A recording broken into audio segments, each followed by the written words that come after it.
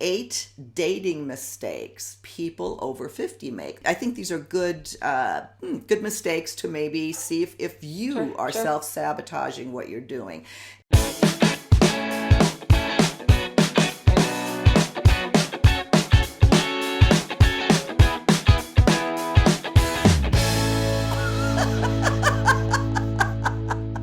Thank you so much for joining us again on Second Act TV. I want to welcome back Treva Brandon Scharf, the life coach, dating coach, my friend and colleague. Treva, thank you so much for being here again. I love it. I love you. Just keep having me back, girl. You keep asking, and I'll keep coming. I'm going to link to our last segment because I think it was really interesting about this new environment that we're in 2022 and how that may or may not affect the way we date and what we experience out there.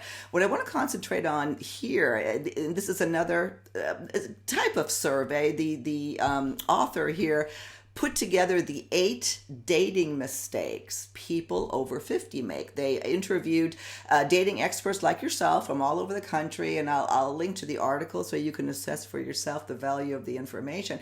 But I think these are good mistakes to maybe see if Sure, you are sure. self-sabotaging what you're doing. And not necessarily number one, but the first one is keeping people at arm's length. They say that as we get older, or that older people have verbalized, they don't want to look foolish. Yeah, no. Well, no one wants to look foolish. No one. No one wants to be rejected. Yeah. Okay, that's universal. So, but again, and as I'm going to just touch on what we talked about in the last segment, this is the unfortunate part of, I guess, being our age, being around the block a few times, rejections. People get, burned out, beaten down, hardened, jaded. Hello, it happens. Yeah. So, but that can happen at any age. But we have to really be careful, and that goes for everything, everywhere in life, not just dating. They make a good point that when when you are more hesitant or afraid of being a fool, you come across as unfeeling, uninterested, detached, and you don't want Yes. to give that off when you're Yes. trying No. No. No. to meet No. somebody. So that's I thought that was good. And they say here that just understand, like what you said, people of all ages are worried about looking foolish. Sure. No one wants to look bad, right? And we all want to be loved, Yeah. and you don't want to be so brittle that you stop having hope or trying or putting yourself out there. That's when it gets dangerous. I also want to just touch on attachment theory. Do you know anything about attachment theory? Yeah, we've done segments Okay. on it. So there are those of us with anxious or avoidant attachment styles that that for them dating is a nightmare. It's just an automatic, boner killer because it's already triggering those fears of not wanting to be too vulnerable Yeah. or too open or too accessible. So, but even for the strongest of us, with the most ironclad of confidence and self-esteem, it's even especially for those of us whose egos cannot handle it. Hmm. It's hard. So you can come from both sides of the spectrum, right? And it makes it difficult to put yourself out there. Right. And I guess the best thing to remember is in order to get love, you have to make yourself vulnerable. And really the rejection is very momentary. If you can, it's easier said than done, granted. But that is in effect what it comes down to. So Yes. don't keep people at arm's length. Here, this is important, and they actually note this as number one. I don't know why they're listing it as number two. Choosing a type and sticking with it. That the number one mistake people over 50 make is continuing to go after their so-called type. If your type is someone who loves you unconditionally and supports you and is kind and respectful and decent and honest, if that's your type, keep going. Keep dating your type. It's the types that have a pattern or a habit of dating certain types of people that make them feel shitty or trigger their attachment style or make them feel insecure or keep them feeling vulnerable, or that's when you must avoid dating a date against type, if that's the case. Right. Well, and they say here, and to your point, ask yourself, how has going after a type worked for you? And if the answer is not very good, then that's where Right. you maybe Right. making a If change. you've been going after a type that keeps you at an arm's distance, that doesn't, communicate, isn't honest, all those little things that that set off those warning bells and those red flags. If you know that and you feel it and you smell it, Yeah. no, no, no, no, no, no, no. Yeah. Really consider dating someone that is just has good qualities. Again, Yes. easier said than done. People are so visually oriented, but there is something. It's an important point that if it's the same type and you're having the same experience, Yes. reevaluate what you're going after. Uh, yes. I once read something. The once you get attracted to someone's mind, you will fall in love with the rest of them. And I do believe that's true. I do. And I have been known to date very kind of geeky, guys, sort of the sexy nerd, maybe bald, maybe, glasses, not George Clooney. I actually didn't really, I always kind of went that for the shy guy. So I kind of have range, and it's important to have range. And you, like, going back to the first segment about don't judge too fast, and this is all, you never know. You just never know. Right. Exactly. And that kind of leads into another one here, which really is very applicable, I think, to our age, and that is comparison shopping. Yeah, maybe you do that at any age, but we've had lots of experience, lots of relationships, lots of this. And so if you're still pining for someone, especially, nobody new is going to live up to that. Let's talk about comparison shopping. If that person was so great, they wouldn't be your ex, Yeah, right? right. So there must have been something that you need to, you can't put that person on a pedestal. Either you weren't interested or they weren't interested in you, and there was some dynamic that didn't work, some part of this that didn't work. And why are you pining? And why are you holding a torch? Yeah, And why are you putting them on a pedestal? right. I mean, I can understand, back to the type thing. Oh, well, my ex was this gorgeous blonde or this handsome whatever, salt and pepper, and I just, I can't get that out of really, or widows, a lot of widowers, they tend to I romanticize, was just going to say that is that's the hard part. And because in our age group there's so many widows and yes, widowers, we actually have a yes, whole playlist on that I'll link to about yeah, starting over again, because it's so hard sometimes to yes. let go because of the guilt and this and Oh that. man, those are some tough shoes to fill. Yeah, Can I don't want to know. I don't want to, but I can imagine, and how just the heartache of it all. But yeah, you just have to remember, why is this person in my past? yeah, It's not all perfect. We tend to that, unfortunately, we tend to do that with our exes. We tend to romanticize, and we tend to want to see the good. And for my clients, this is the hardest thing to do, is to rewire that thing in their brain that makes them still hold on and think that their ex was the greatest thing. And no, actually, he wasn't the greatest thing. And if you just can't, you have to keep remembering what was actually yeah. not good. Right. Right. And just gain, what I like about this, just gain awareness that you may be comparison shopping. So, look at what your dating life has been, how successful you've been. Are you doing this? And maybe reconsider doing something else. Right, right, right. The This is, well, not being honest and upfront about your needs. I think this particularly speaks, I think, to women of our age, because we kind of were raised not to express our needs Yeah, the way yeah, yeah. the way maybe the younger people are. In time, all of these things you reveal, not on the first date, but slowly you peel the onion, and you establish a rapport and a connection, and you go from there. Yeah, they say here that and this comes up a lot, and it's come up on my dates, years ago. But what are you looking for? What are you looking for in a relationship? And I think you need to have a good answer for that. Yes. That if you really are looking, they're saying Yes. here, if say that you're dating with the intention of finding a long-term relationship, if that's what Yes. you want. If that's not what you want, Right. say You that say too. that too. If you just want some fun and sort of light, no strings attached, fun, say it. Yeah. Don't misrepresent.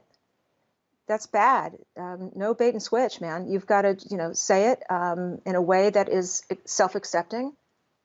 This is my truth. Right. This is what I want, and non-negotiable, right? And if you're afraid to say it, then you're not with the right person. Take a deep breath. You may have to take a breath and say, yeah, this is what I'm looking for, and this is what I'm not looking for. Yeah. Uh, I think, and they say that here too.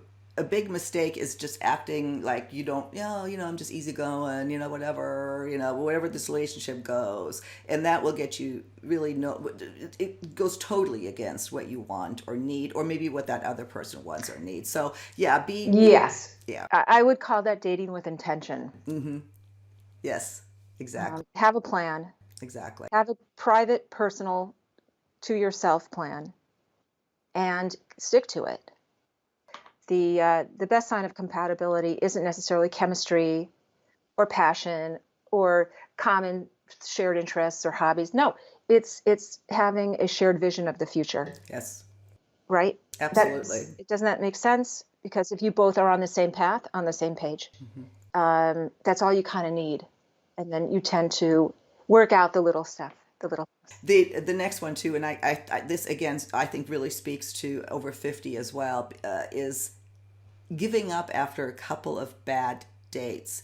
That we finally put ourselves back out there. We got over looking foolish. And just bad days. Like, I'm done with it. Right. And my best example is one of my best friends who did. She got it's done. These guys are. I'm never going back on again. And I encouraged her to. Anyway, long story short, she clicked on a guy. And they're married now. Yeah. And she would not have done that, if she had given up. She would have not met literally the love of her life. So Sure. let's talk about that, giving up after a couple of days. Do you run into that a lot? You know what? That's not a bad idea. I mean, there's something kind of magical that happens when you give up. There's a shift. It just makes you kind of relax and let go a little bit and loosen the death grip. And I'm telling you, something magical happens. If you find that you are getting burned out and feeling a little bitter, there's nothing wrong with taking breaks, little digital detoxes, and you can always pause or freeze your account, take a breath, come back when you're fresh. But yeah, to those people that give up after a little bit, I get it. Sometimes you have to do that, and that's not a bad thing. Right. Well, you actually gave a really good perspective on that, which I totally agree with. But what you're describing to me is more of a pause. I mean, if you really want to, a relationship, if that's what you really want, then don't let a couple of bad dates, because you're going to have a couple of bad dates. I think that's what we maybe should have said. Of course. That when especially if you're online dating, you're going to have bad dates, or you're not going to meet the love of your life on the first, and just be ready for that. To that, I'd say just temper your expectations. Yeah. Yes. You cannot go in with any expectations. You just can't. In fact, I love the Stoic philosophy because it's so practical and it's so relevant to dating. Shockingly enough, because I think they are the original dating coaches. So there's something kind of, I don't know what it is. It's a reverse psychology kind of thing where don't go in with super high hopes. Don't go in expecting this is going to be the one. Go in expecting it won't be. You may have a couple bad dates. You may have to course correct. Keep going and call on all of your patience and resilience and grit, and think, we talked about this at dinner. Date like an athlete. Yeah. Right? I think that should be a blog. You You don't should give write up. that. If you Yeah. lose a race, if you lose a match, you don't quit. You don't really quit. You Right. just shake it off and get ready for the next one. I like that comparison. The we're starting to come to the end, and I want to make sure we get this last one in. It's so important at our age. Introducing your challenging health or money issues, challenges in your life too soon. Yes, you need to be open and honest, and especially if you're going into a relationship. But when you're first dating, you don't even know if is going anywhere. Especially on your dating profile, Right. Right. I wouldn't disclose that. Talk to me about that. Yeah. I think you need to establish a connection and a deeper one. Yeah. And everybody at this age has something. Okay. So we're all in this together, which gives it even more sort of comfort that when you are getting to know someone, there is this, I find, it's not to be feared. It's actually it's a connection you want to make. It's a bonding. It's something to bond over and something to connect with. Like, oh, I thank you for sharing that with me. Yeah. It shows you're human. Mm-hmm. But you get there in time, and you don't, so that it's not TMI. Too fast, too soon, too much.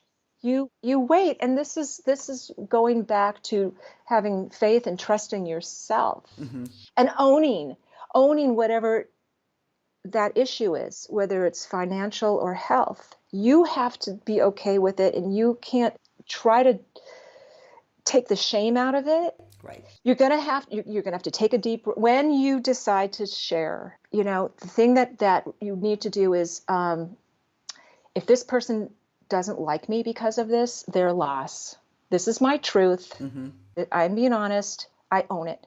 And if this guy or woman sitting across from me can't deal with it, doesn't want to know me, their loss. You kind of have to go in with that. Right. And I'm not suggesting, I don't think you are either, that you keep something big from somebody almost in a deceptive way. We're simply suggesting that don't put on your dating profile, I just filed bankruptcy. Oh, no. Or no, I mean, let's see if there's a connection there anyway. Right. And then you can get into the deep stuff. Correct. Make sure that person likes you and you like that person. Right. And again, there's no guarantees that it will go further than that. But if you get to, 3, 4, 5 dates in, that's sort of like, that's when you start kind of getting into it and letting your hair down a little bit and sort of sharing a little bit more and feeling more comfortable with it. And you don't want to hide it. That's the thing. But you got to feel, safe, that you're going to be okay in sharing it. And again, I go back to, if that person can't handle it, then you weren't bye-bye. right for each other.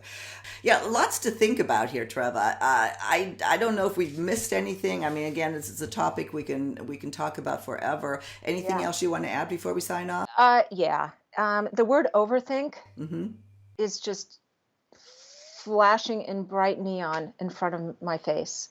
Stop overthinking.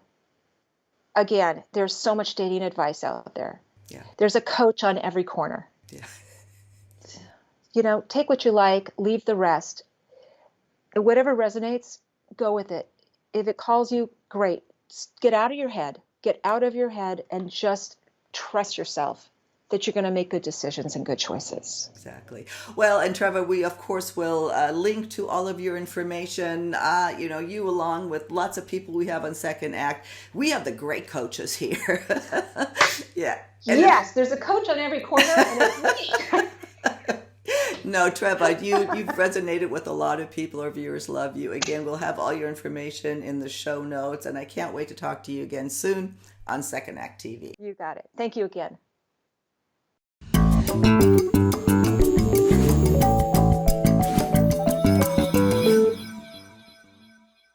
Thanks for watching, and if you haven't already done so, please be sure to subscribe to our channel. You can click on this little button right here, click right through to YouTube, and when you see the little bell right next to the subscribe button, hit that too, and we'll notify you every time we launch a new video. See you next time.